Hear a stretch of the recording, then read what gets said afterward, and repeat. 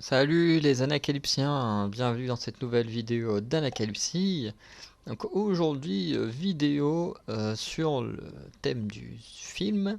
On peut pas dire vraiment cinéma parce que c'est pas un film sorti au cinéma, mais bref. On va faire un petit retour sur la trilogie Fear Street, qui est quand même sortie il y a quelques mois sur Netflix, mais que j'aime beaucoup. J'ai revu le 1 et le 2 il y a une semaine au moment où j'enregistre la vidéo. Bon, le 3, ça fait peut-être un petit mois que je l'ai vu maintenant, donc mes souvenirs vont être un peu plus flous sur le 3. Mais en gros, pour chacun des films, je vais vous dire un peu les points que j'ai bien aimés et les points que j'ai moins aimés. Et un peu plus tard, quand je dis un peu plus tard, même plus tard, tout court. Je pense que je ferai avec Madakevski parce qu'il a plutôt bien aimé également les films quand je vais montrer le 1 et le 2. Mais on reviendra plus en détail sur les films. Voilà, parce que là, j'essaye de faire avec ma mémoire de ce que j'ai bien aimé, pas aimé. Mais on critiquera de manière un peu plus détaillée, voilà, le scénario, plus ou moins la technique, voilà, et tout ça. Mais pour l'instant, c'est plus voilà, ce que j'ai aimé, ce que j'ai pas aimé. Donc on va commencer avec le premier film. Et comme d'habitude, on va toujours commencer par les mauvais points et terminer sur les bons points quand même. Que ce soit plus positif quand on termine la vidéo. Du coup, le premier film s'appelle Fear Street Partie 1 1994, puisque l'action se déroule en 94. Du coup, les mauvais points, pour moi, il y a le fait de présenter plein de psychopathes possédés par Sarah Fear, donc la sorcière. Oui, parce que c'est vrai que j'ai pas fait vraiment de speech, mais en gros, le speech, en gros, il y a une sorcière qui est pas contente, qui du coup réveille des morts, les transforme en. Enfin, peut réveiller des morts à la vie, mais ces morts-là sont des gens qu'elle a auparavant transformés en psychopathes pour faire des tueries. Et du coup, là, les héros vont se retrouver poursuivis par la sorcière. Bref, c'est plutôt ça le speech. Le truc, c'est qu'effectivement, du coup, à un moment donné, il y a le petit frère de l'héroïne qui est passionné par cette histoire de Sarah Fear, du coup, qui va sortir plein d'affiches et tout, et en mode, oui, mais regardez, là, cette année-là, il y avait tel tueur, là, tel tueur, tac, tac, tac. Et au final, on nous en montre plein avec vite fait leur background, enfin, les raisons pour lesquelles, enfin, comment ils ont tué les gens et tout. Et au final, t'en vois que trois. Tu vois Tommy, tu vois Ruby Lane, et tu vois le gars déguisé en squelette qui était dans la scène d'intro. Et de mémoire, dans le premier film, t'en vois pas plus. Et là, tu te dis, pourquoi on ne les présente tous si c'est pour nous en montrer que trois. Bon, dans le deuxième film, on nous remet Tommy, on nous remet Ruby. Bon, le gars en squelette, il était pas né, donc forcément il est pas là. Là, on nous met deux en plus, dont un qui sert absolument à rien. Et il y en a toujours. Bon, dans le 3 on t'en rajoute un ou deux. Mais même avec les trois films, il y a quand même des tueurs qui sont présentés dans cette scène qu'on ne voit absolument jamais. Donc quel est l'intérêt de les montrer à ce moment-là, de les présenter, si ce n'est pour jamais les montrer? Bref, sur le long de la trilogie, quasiment tous sont apparus, mais il y en a certains, voilà, inexistants. Ou alors, peut-être qu'ils sont apparus à la fin du 3 et du coup, mes souvenirs du 3 sont pas si bons que ça. En même temps, ça fait quand même plus d'un mois. Et j'en ai vu des films et séries entre deux. Mais de mémoire, il y en a qui, du coup, n'ont servi à rien. Ils sont là dans la scène, dans cette scène, mais on ne voit plus jamais après. Ensuite, il y a une incohérence dans le film, alors qui est plus une incohérence histoire d'avoir le bon déroulé du film, mais qui en soi reste une incohérence quand même. Tout simplement, en fait, dans l'histoire, à un moment donné, dans l'hôpital, Sam, l'héroïne, pas l'héroïne, Dina, l'héroïne, et Sam, donc la fille dont elle est amoureuse, euh, en gros, sont poursuivis par l'homme déguisé en squelette. Du coup, ils le fuient dans l'hôpital et à un moment, ils tombent justement sur leur pote et le petit frère de Dina. Donc voilà, et en fait, ils leur disent mais vas-y, barrez-vous, barrez-vous, ils partent toutes les deux en courant. Et d'un coup, il y a le tueur qui passe à côté du trio, dont le gars qui s'appelle Simon, il passe à côté, et que dalle, ils foncent tout droit, ils foncent vers Sam et Dina, au final ils arrivent à se débarrasser de lui, à fuir. Et en fait, dans la fuite, ils vont comprendre qu'au final, en fait, le sang de Sam est une sorte de balise pour les tueurs. En fait, ils ressentent la présence grâce au sang. Et en fait, on sait à ce moment-là, bah du coup, que Simon, il avait du sang de Sam sur son t-shirt, puisqu'elle lui avait craché du sang dessus à un moment donné. Euh, et du coup, ça crée une incohérence, parce que techniquement, le mec, quand il l'a vu à part crier puis dire oh putain finalement faut que je me casse, bah finalement le tueur aurait largement eu le temps de le tuer puisqu'il l'avait sous la main. Et au final il a juste couru tout droit vers Sam et Dina, donc ça fait une petite incohérence, c'est pas non plus hyper problématique, mais ça reste une incohérence juste parce qu'il t'explique après pourquoi les tueurs les poursuivent. Mais du coup bah voilà ça reste assez incohérent quand même. Et ensuite, je trouve qu'il y a des scènes qui se gèrent trop facilement, ou du moins qui se règlent trop facilement. Puisque quand ils se rendent compte que les tueurs, au début, enfin au bout d'un moment, ils en ont que après Sam, et ben en fait, Simon et Kate, ils vont se dire, bah du coup, sinon on veut rester en vie, on est juste à débarrasser de Sam. Bah oui, si on la donne au tueur et qu'il la tue, bah c'est bon. Voilà, elle peut mourir. Et puis finalement, t'as le petit frère qui va découvrir dans un truc de journal que finalement il y a eu une survivante, mais voilà, qu'il y a eu une survivante à Sarafir, et du coup là ils se disent ah bah tiens bah finalement on la récupère et on la sauve, maintenant t'es notre ami machin, bref tu dis il y a 2 secondes tu voulais la buter, maintenant c'est ton ami, ça va un peu vite en besogne quoi. Même ça me fait un peu la remarque en mode oui il y a 30 minutes vous vouliez me tuer, maintenant vous êtes là pour me sauver, voilà ça va un peu vite. Et pareil, la relation entre Dina et Sam, voilà, c'est tout le début du film, ils s'engueulent. Quand Dina va voir Sam à l'hôpital, ils s'engueulent et tout. Et ils sont attaqués par le monstre, et puis hop là d'un coup, hop là, comme ils sont attaqués par le tueur, hop, ils redeviennent amoureuses, hop, tranquille.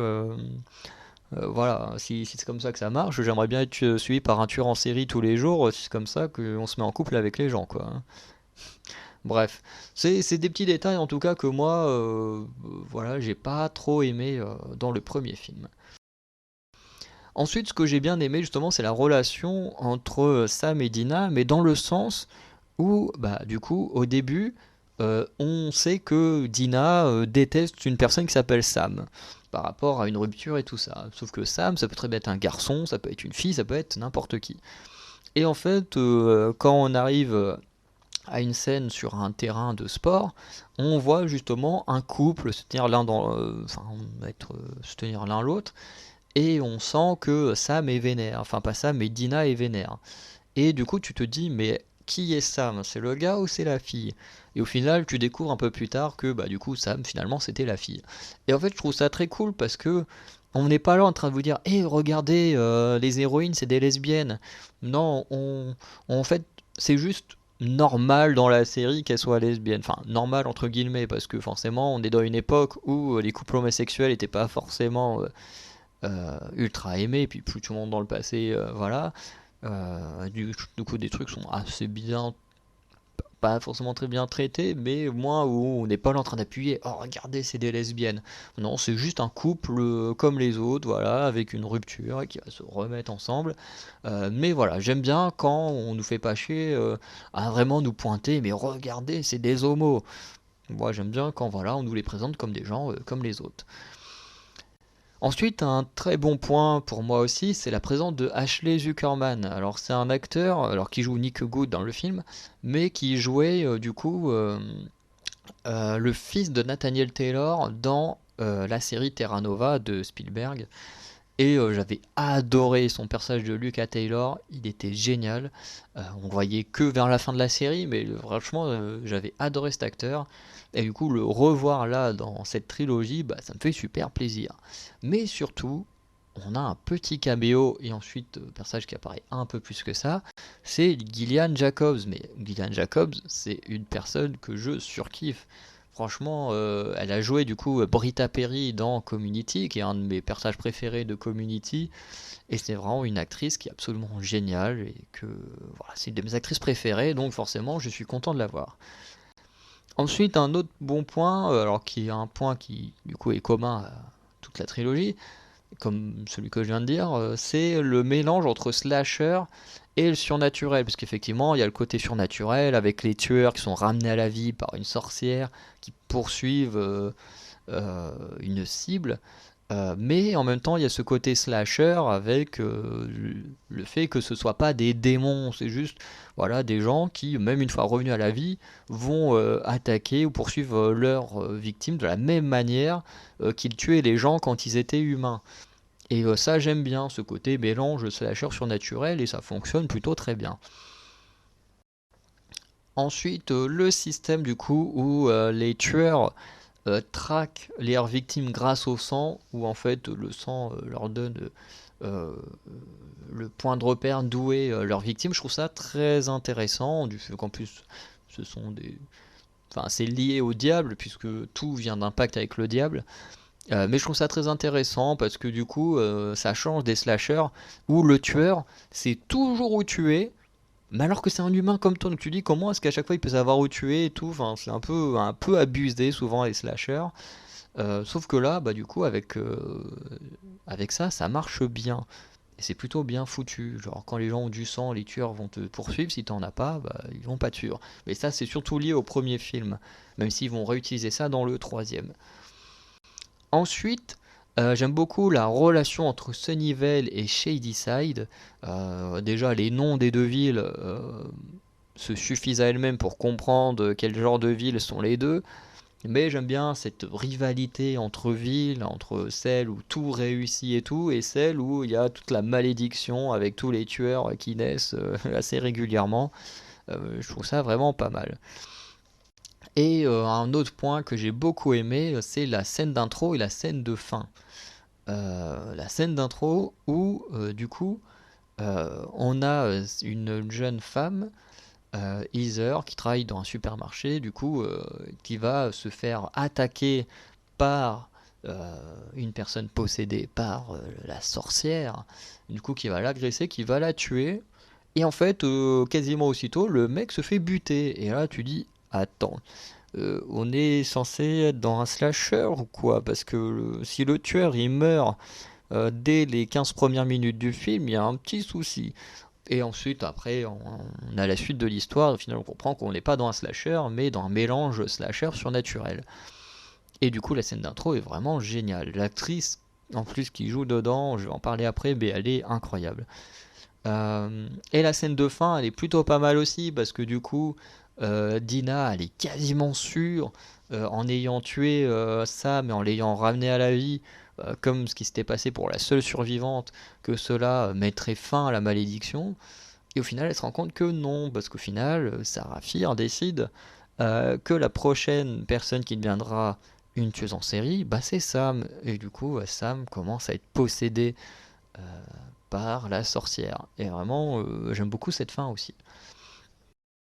Et du coup, le dernier point pour ce premier film, du coup, qui est sûrement la partie la plus longue de la vidéo, euh, la partie premier film, hein, pas ce point, le point que je vais dire, c'est les découvertes de nouveaux acteurs et actrices que je connaissais pas, notamment Kiana Madeira, qui joue le rôle principal de Dina, qui était vraiment très bien, qui faisait bien son taf et tout, je l'ai vraiment beaucoup aimé. Du coup, l'actrice Olivia Scott Welch, donc, qui jouait Sam, donc sa copine, pareil, qui jouait super bien, qui était vraiment très bien. On a aussi du coup Julia Rehwald, je sais pas comment on prononce son nom de famille, qui joue Kate, donc la meilleure amie de Dina.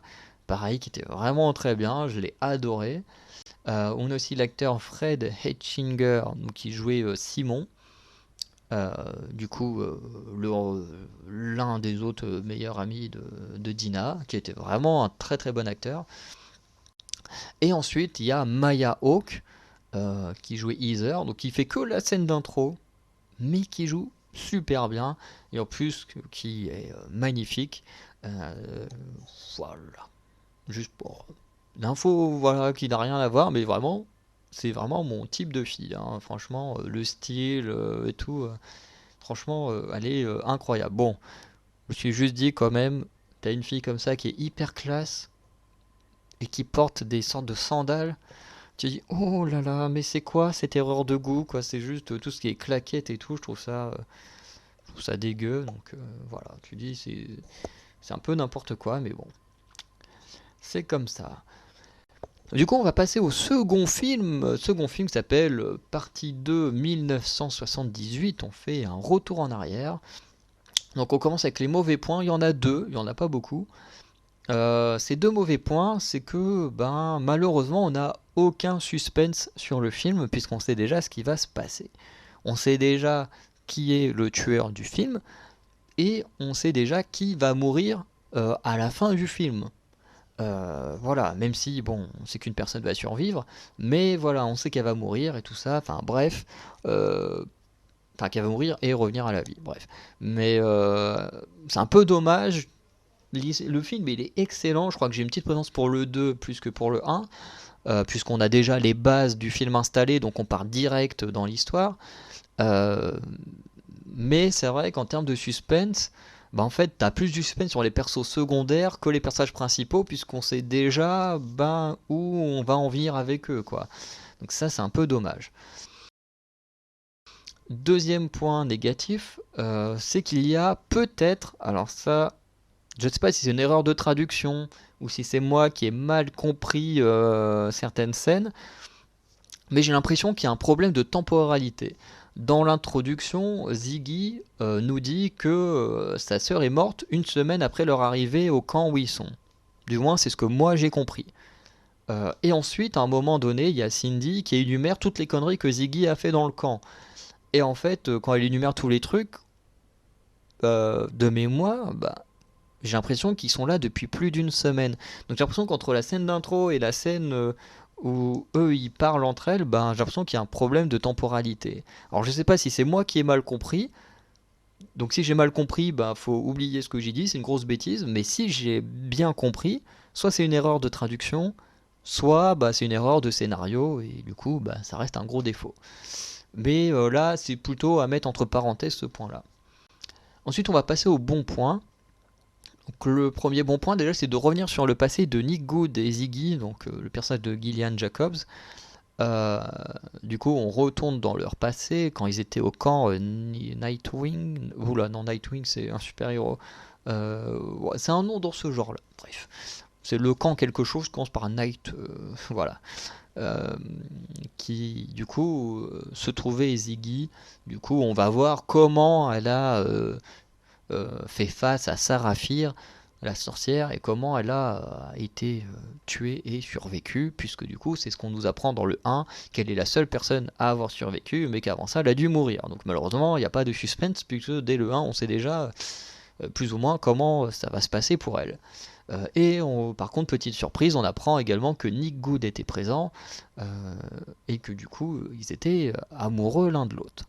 Et du coup, c'est très cool du coup de les voir dans le présent et de voir comment ils étaient adolescents, c'est plutôt sympa. Ce que j'aime bien, c'est aussi le parallèle entre le présent et le passé. Ce qui veut dire que par exemple, c'est pas comme tous ces films où en gros, par exemple pour Underworld, on a le 1, le 2 et puis hop le 3, hop on retourne dans le passé.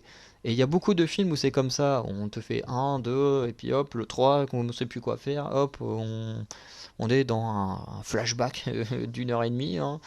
Et j'avoue que c'est un peu chiant. Ça n'empêche pas que les films soient bien. Underworld 3 il est excellent, peut-être même un des meilleurs Underworld.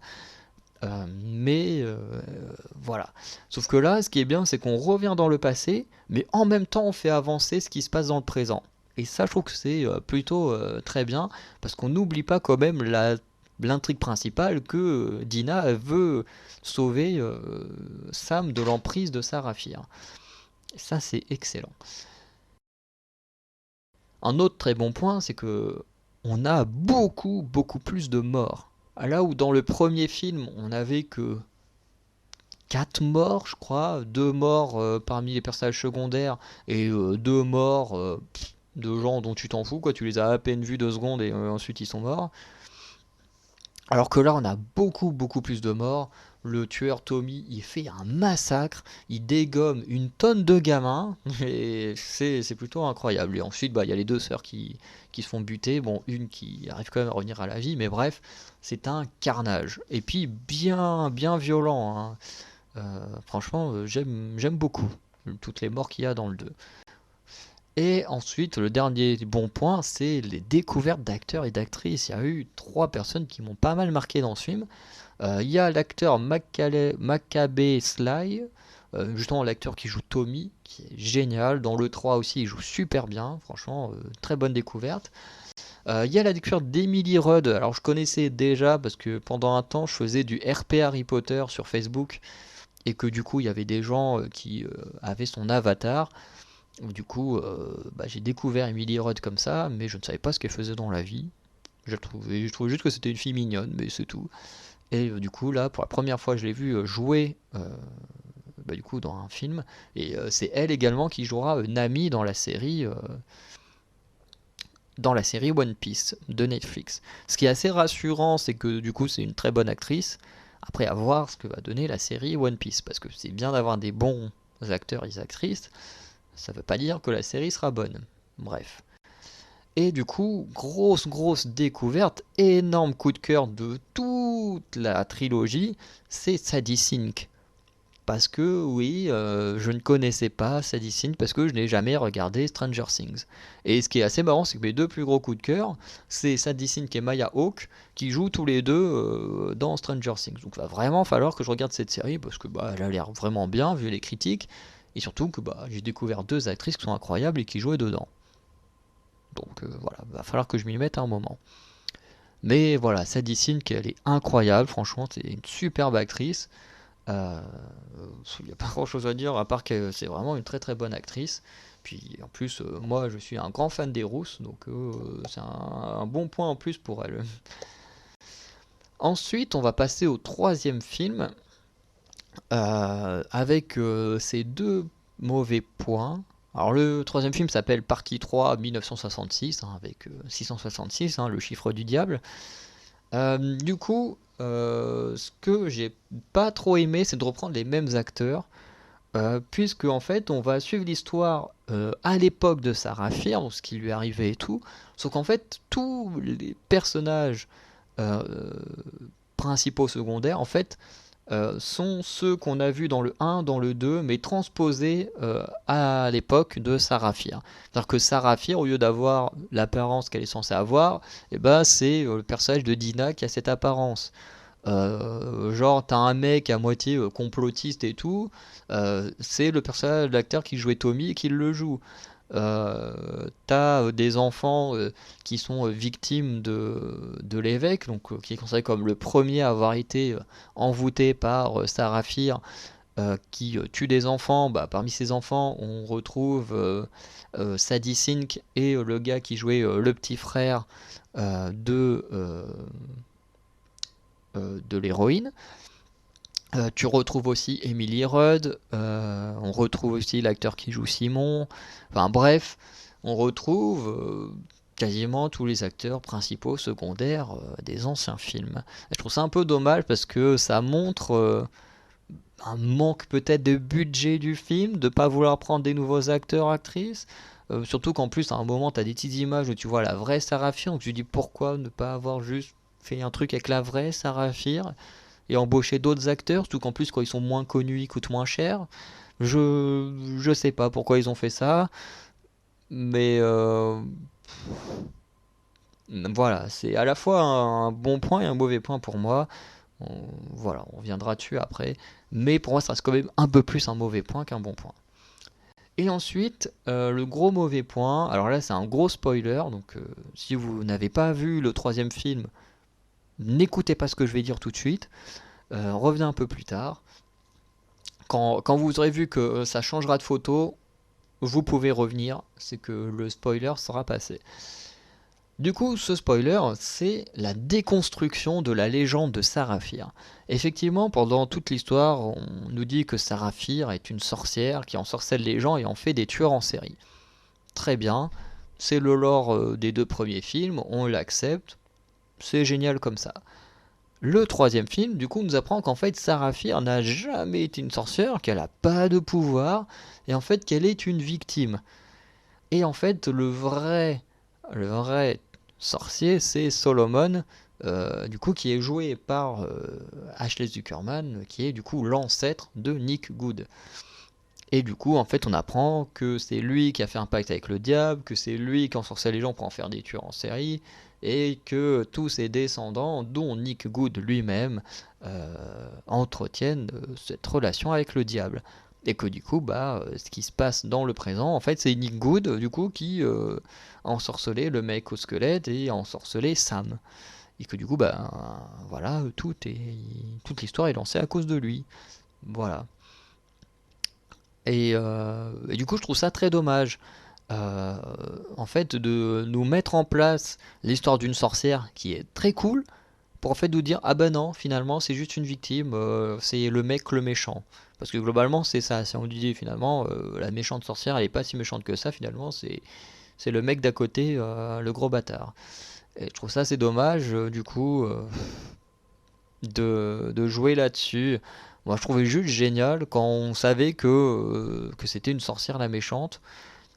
Et, euh, et je déteste en fait tous ces films basés par exemple sur des méchants comme Maléfique, comme mince, comment elle s'appelle elle dans les 101 Dalmatiens, la méchante.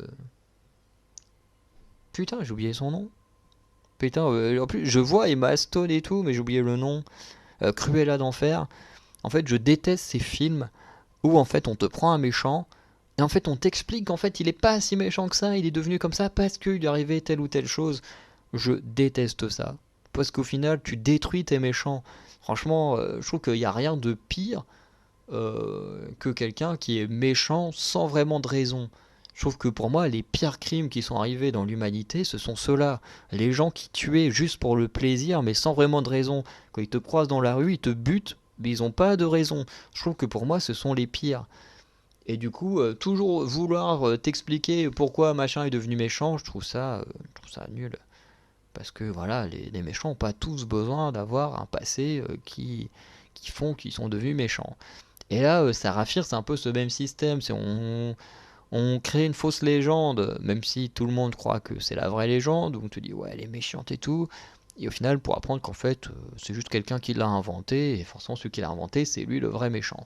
Et voilà, même si ça passe bien dans l'histoire, le film il reste bien, mais je trouve dommage qu'ils aient fait ça. Pour moi, s'ils étaient restés à fond à expliquer comment Saraphir est devenue une sorcière psychopathe, ça m'aurait suffi, c'était très bien, quoi. Pas besoin de dire finalement c'est le mec qui la protège qui est le vrai méchant, quoi. Je trouve ça, euh, je trouve ça complètement naze. Bref. Passons maintenant aux bons points. Parmi les bons points, il y a toujours cette avancée des deux périodes. Alors en fait, le film est un peu coupé en deux, où toute la première moitié, voire trois quarts, est basée sur le passé de Saraphir, enfin sur le vécu de Saraphir, et ensuite le reste est sur la conclusion de la trilogie, donc on revient au présent. Maintenant, grâce à la vision de Dina, ils ont découvert que finalement Nick Good était le méchant et que du coup fallait se débarrasser de lui pour mettre fin à la malédiction. Et du coup voilà, on a les deux périodes dans le même film comme pour le 2, et là c'est bien découpé, une partie dans le passé, une partie dans le présent, où on met fin à la trilogie, donc je trouve ça plutôt bien.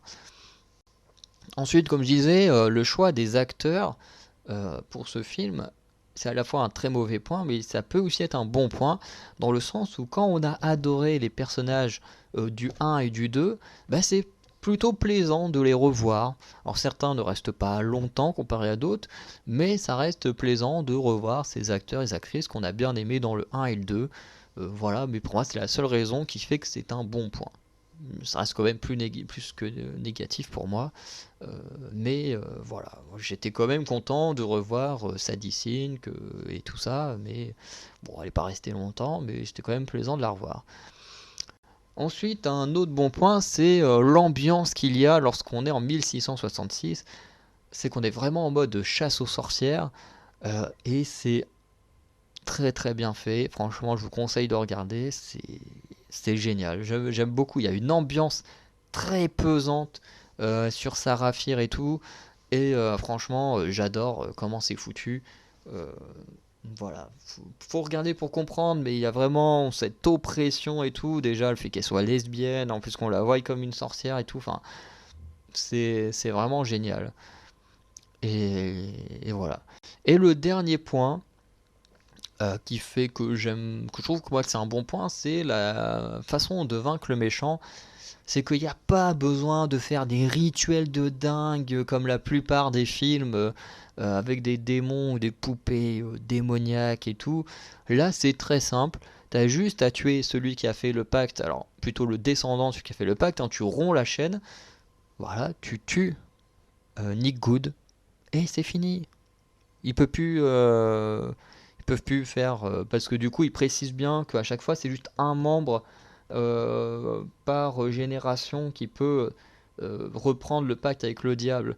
Parce que du coup Nick Good il a un cousin ou un truc comme ça, sauf que lui ne peut pas reprendre le pacte. Donc une fois que Nick Good est mort, ben c'est fini. Et du coup j'aime bien parce que c'est très simple. On fait pas compliqué en mode oui, mais il faudrait tel ingrédient, machin, pour vaincre le démon, machin. Non, c'est hyper simple. Tu tues Nick Good et c'est fini. Bref. Du coup, je viens de me rendre compte que je suis en train de spoiler la fin. S'il y en a qui n'ont pas vu, je un autre spoil, ça. Euh, si j'y pense, je mettrai un petit truc au spoil au moment où apparaîtra. Attendez, je vais l'écrire là, comme ça je le saurai. Hop, spoil. À mettre. Et comme ça, je m'excuse si j'ai oublié, mais normalement je devrais pas oublier. Et comme ça, bah voilà, vous aurez pu esquiver ce spoil. Si vous n'avez pas vu le film, et si vous l'avez vu, bah tant pis. Enfin, tant pis, parce que pour vous, c'est pas un spoil. Bref, on va arrêter la vidéo là, qui fait déjà quand même une bonne demi-heure. En tout cas, ce que j'ai à dire, moi, c'est que j'aime beaucoup cette trilogie. Alors, je suis un gars qui a plutôt une haine envers Netflix. Euh, mais qui arrive quand même à reconnaître que Netflix fait des bonnes choses. Même si je hais Netflix, ils ont quand même fait une de mes séries préférées, qui est Sweet Home, et également My Name, qui est excellent. Mais c'est vrai que sur beaucoup de choses, je les déteste. Et pourtant, cette trilogie, que j'ai mis du temps à regarder, parce que je me suis dit, ouais, bon, c'est un truc classique, quoi. Et au final, bah, c'était une super surprise. J'ai découvert plein d'acteurs et d'actrices que je connaissais pas et qui sont vraiment géniaux. Et j'ai hâte de voir plus de Maya Hawke et de Sadie Sink dans Stranger Things et de voir plus des autres acteurs et actrices dans leurs autres projets parce que franchement, ils ont été très très bons. Voilà. Et même le concept de cette trilogie est absolument génial. Donc franchement, je le conseille. On reviendra plus en détail sur chacun des films, mais franchement, ils sont très très bons. Moi, bah, le 1 et le 2, je les ai vus deux fois. Le 3, pour l'instant, je l'ai vu qu'une fois. Mais à chaque fois, ça a été du pur plaisir à regarder. Franchement, c'est une très très bonne trilogie. Et voilà, c'est tout ce que j'ai à dire. Regardez-le, c'est génial. Et pour ceux qui l'ont vu, n'hésitez pas à me dire en commentaire ce que vous en avez pensé, si vous avez aimé, si vous n'avez pas aimé. Et n'hésitez pas à expliquer pourquoi vous avez aimé ou pas aimé. Voilà, parce que forcément, ça peut ne pas plaire à tout le monde. Sinon, je vous dis à très bientôt pour de nouvelles vidéos. Normalement, très prochainement, d'ici quelques semaines, devrait se terminer la série du Seigneur des Anneaux et la série de Miss Hulk. Et du coup, je pense que je ferai des vidéos un peu comme là, avec les bons points et les mauvais points des deux séries. Donc voilà, j'attends juste qu'elle soit terminée parce que comme ça, je ferai une vidéo plus globale parce que ça sert à rien de commencer à faire des reviews en plein milieu de saison. Euh, mais voilà, en tout cas, à partir des prochaines saisons séries intéressantes, je ferai des reviews directement à chaque épisode. Voilà. Donc je vous souhaite une bonne journée, une bonne soirée, et je vous dis à très bientôt pour de nouvelles vidéos. Allez, ciao les anacalypsiens.